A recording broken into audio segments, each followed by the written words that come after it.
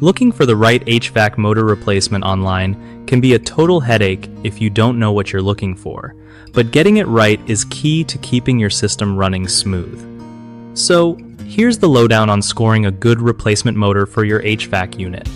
First off, check your current motor specs like horsepower, voltage, and frame size. These details are clutch.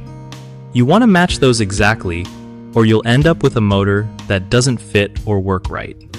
If you're near places like B&D Electric or Brannon Electric, those shops can hook you up with the right motor or a universal one that fits most systems.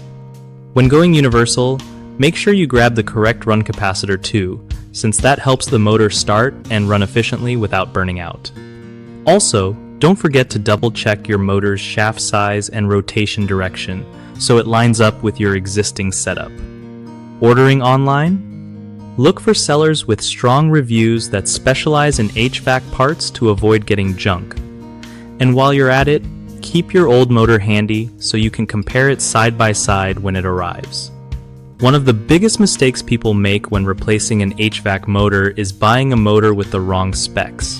It won't fit or might overload your system, so always verify horsepower and voltage first. Another common issue is skipping the run capacitor update. Using the wrong capacitor can cause the motor to overheat or fail early, so always use the exact capacitor rating recommended.